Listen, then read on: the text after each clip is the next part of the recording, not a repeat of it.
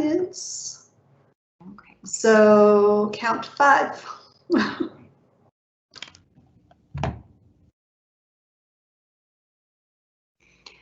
Hello and welcome to the Meet the Candidates for Mayor event. I'm Dr. Tatiana Kissen, Professor of Government.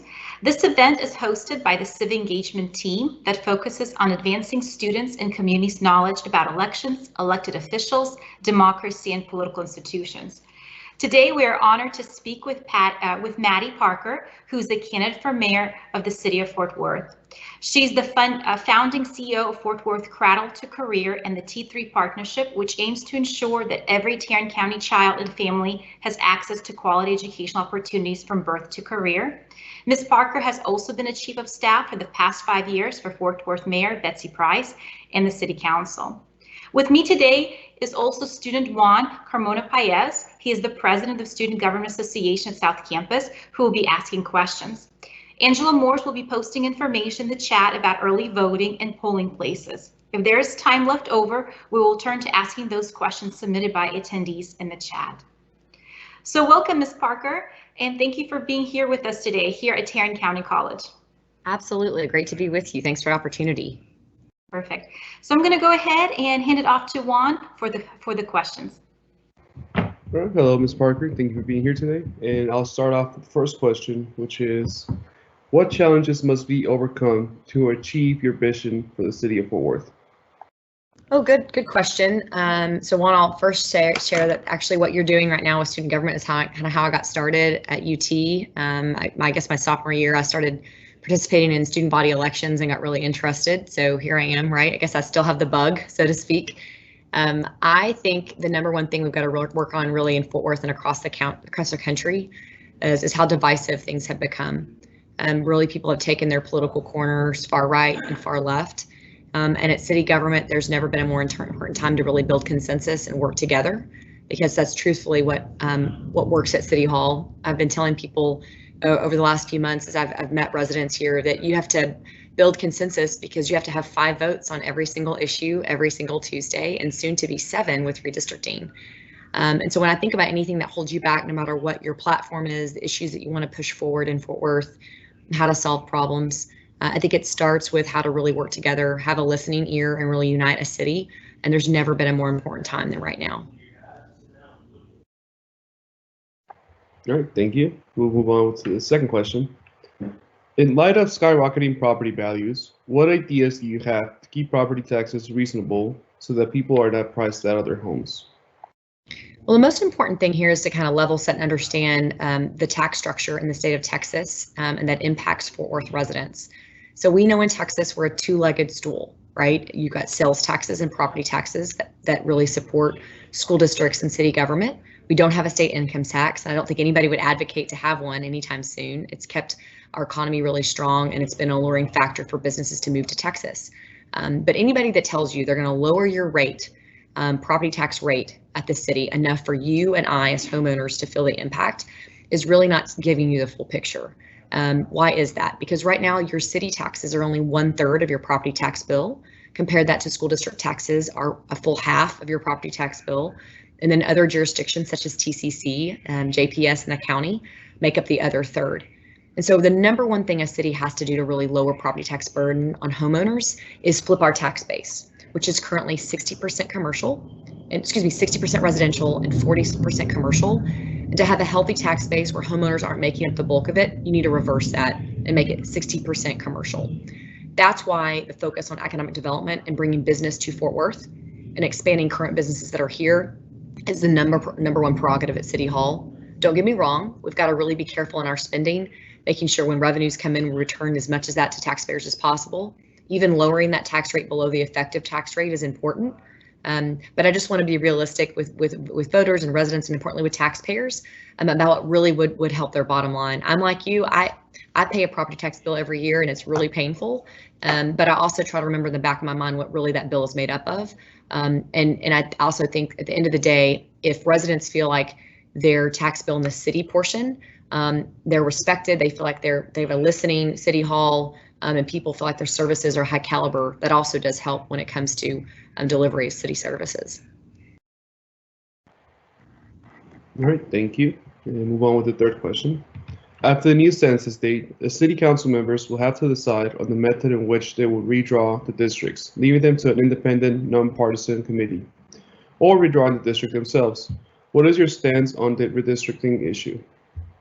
So the number one thing people got to realize is you want to avoid a legal challenge. At the end of the day, we're adding 2 districts, and you also want to make sure residents feel like they're part of the process the entire time. Transparency is key, and an accountability in how they draw those districts. And also really acknowledging on the front end right now, we know we have tremendous growth in North Fort Worth, north of 820. Over 200,000 people live north of 820 in Fort Worth. And then also west, you continue to see incredible growth. So what does it look like to add 2 additional districts? I think honestly, I like a combination of things. I think council members being accountable and understanding how to draw the districts, professional staff that are currently at City Hall that have done this numerous times over that understand how to draw districts fairly, keep neighborhoods together. But at the end of the day, every single resident in the city of Fort Worth needs to feel like those boundaries are drawn in a way where they're excited about them. They feel like their voice has been heard. And you don't cut through districts or cut through neighborhoods, rather, and make them feel divided. You want to make sure your council members that represent you have a real foothold in where you live and understand what your issues are and represent you well at City Hall. You've seen the process go through that Lorraine Miller and Sal Spino Jr. Led on behalf of the City of Fort Worth to make recommendations to council. In the last few weeks, you've seen a lot of discussion at City Hall about what the commission should look like. I'm afraid they've been so focused on independence versus city council when really what it needs to be is a hybrid model where everyone feels like their voice is heard. And I say that over and over again because you can do it that way. Every time a boundary is redrawn, you show the maps again to the public, right? Nothing needs to happen behind closed doors because a lack of transparency leads people to believe that something sinister is going on. So we need to make sure that people feel like the boundaries are drawn with the right professionals at the table. And again, that's professional staff. That's not city council members. Those are folks usually in the planning development department or data department at the city of Fort Worth in cooperation with North Central Texas Council of Governments using current census data and then presenting those maps to the community for feedback continually before any final boundaries are drawn. All right, thank you. And we'll move on with the fourth question. Fort Worth's Race and Culture Task Force made several recommendations to the City Council on racial and ethnic inequality. From those recommendations that the City Council approved, which ones do you think are the most helpful? So I think I'll start with education, maybe because we're with TCC today, and it's something that's dear and dear to my heart, running Tarrant 2 and 3 partnership. Actually, I'm really proud of one of my staff members, Dr. Rachel Capua, who came from TCC, has her PhD in education. She's leading on the Human Relations Commission, that education platform. I think with a lot of intention, her leadership, working with partners across the city, I show so much hope. And I think it's because we're approaching that issue holistically. This is not a blame game. We're not pointing fingers anymore about education. It is what does this community need to do to rally across all communities, all students, especially students of color that really need more opportunity and face the inequities that we know are here in education. So that's one thing I'm really optimistic about. The second would be in public health.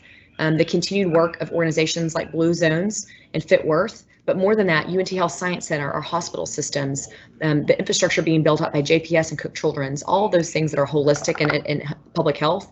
And importantly, if you notice, I didn't mention the City of Fort Worth. The City of Fort Worth is a facilitator, making sure we're not getting in the way, that we're making sure we have the right partnerships at the table. And I'd be remiss if I didn't mention United Way, led by Leah King, who's a close friend of mine, who's looking at things like 76104 and why you have health disparities in 76104 beyond all zip codes in Fort Worth.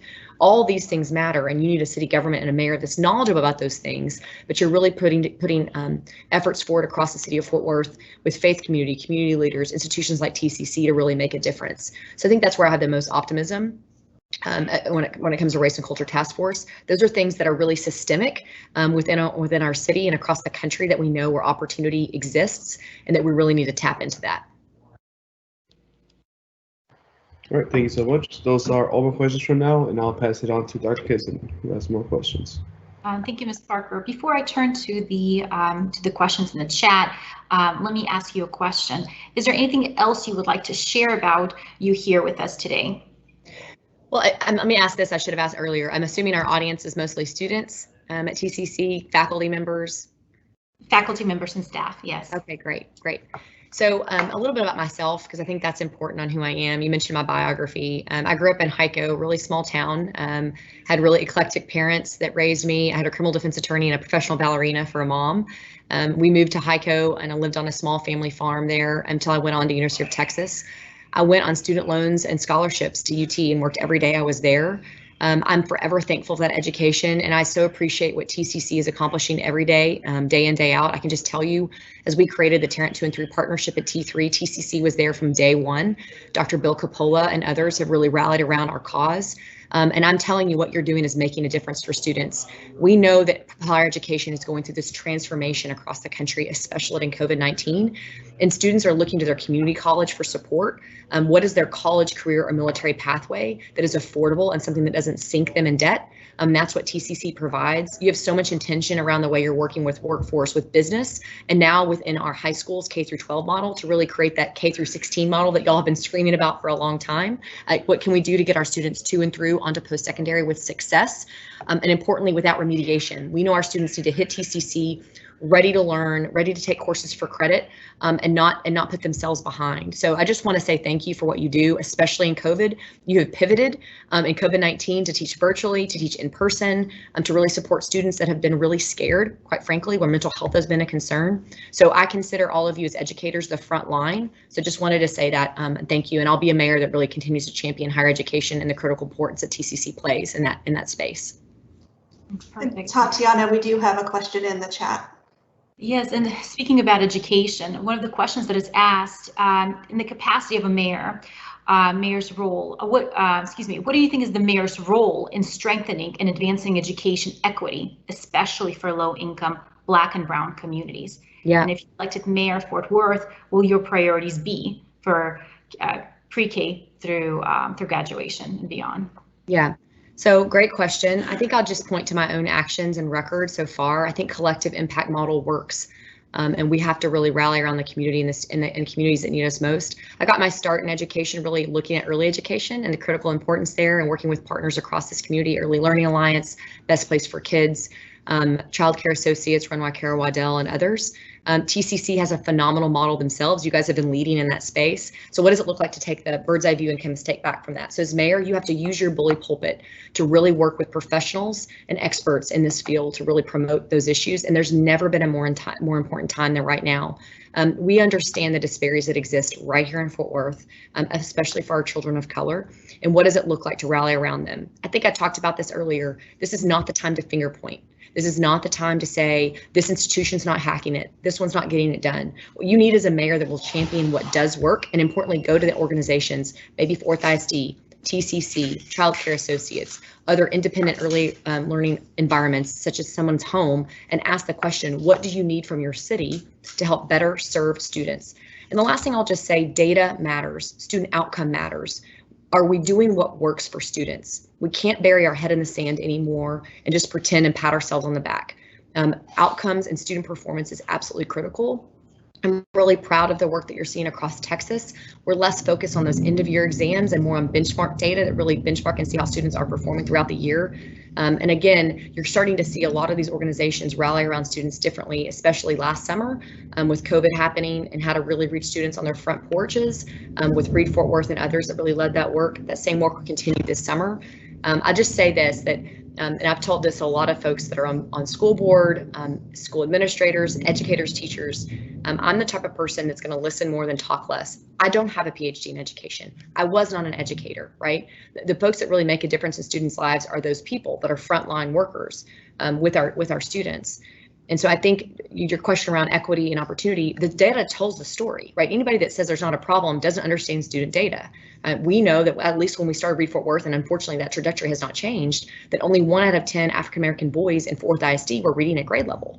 That is abhorrent, and we have to be better. And you need a mayor that's going to talk about that in a way that's solutions oriented and not a blame game against any ISD, any teacher, or any organization. Perfect, that's nice to hear.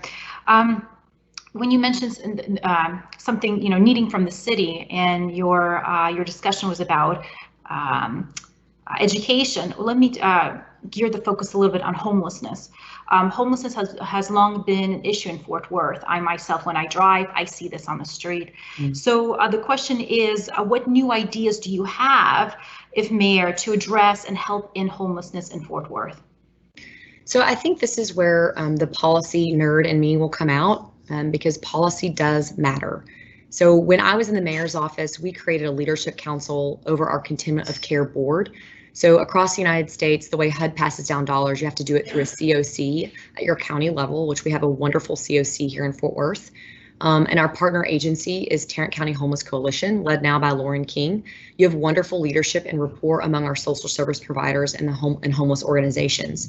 Why do I mention all that? Because those are on the front lines really serving homeless populations, and understanding innovation and working with homeless across the country is who really needs to bring those ideas forward to a mayor and a city council and really say, this is what's working, this is what we want to try in Fort Worth.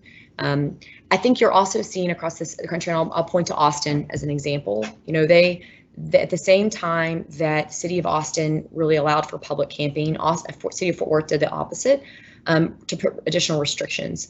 And it wasn't because we didn't recognize the need of our homeless population. It's because we didn't want to create a public health crisis, which is what you're seeing in Austin right now. But don't get me wrong, Fort Worth has our own set of problems right here in Fort Worth. So what does it look like to serve people? I think mental health is a critical aspect of that. I know we have major philanthropic leaders that are concerned and they want to help. You're going to have additional beds at JPS. You also need to advocate at a state level to make sure you have the right capacity for mental health and substance abuse both. Creating maybe a drop-in center so that people that need to detox don't go down to county jail. Maybe they have a detox center here. Workforce is also a big deal. What does it look like to reskill labor to make sure those that are living on the margins that currently only make a minimum wage, what does it look like to get them into a higher wage job, and what reskill opportunities are there, and working with an organization like TCC to say this population of people really could be reskilled and make a better wage to prevent them from being on the margins in the first place. Of course, affordable housing, permanent supportive housing, rapid rehousing, all those models really must be at the forefront. You started to see in specific districts across the city of Fort Worth, NIMBYism, right? Not in my backyard, and a concern of what that looks like. But I just point to some phenomenal examples across the city. Palm Tree is a great example on Ray Street, where you have permanent supportive housing, and it's been a phenomenal model. We know that works, especially for our chronically homeless. To get them off the street, they need wraparound services to maintain housing and feel supported long term. All of those things matter from a policy perspective, and you need a mayor that's really going to champion that. And again, it's leaning on the expertise that I know we have here in the city of Fort Worth to help bring us those ideas forward to really pivot. We did use CARES Act dollars for additional permanent supportive housing during COVID. I'd be fully supportive of doing that again, because you have matched dollars from philanthropy across the city of Fort Worth that are ready to make that happen. So at a high level, that's a few ideas. Okay, perfect. Let me ask you about the city's budget and the economy. As we know, cities across the United States have been affected by the pandemic. What are your ideas to help promote the local economy? I know you mentioned earlier about 40 to 60% get more commercial businesses come to Fort Worth, but what are your specific ideas in promoting the local economy? So first, you can't focus on corporate relocation on the backs of our small businesses and entrepreneurs that really have built this city. So let's talk about entrepreneurship for a moment. Many of you may have heard of Tech Fort Worth, which is an awesome incubator.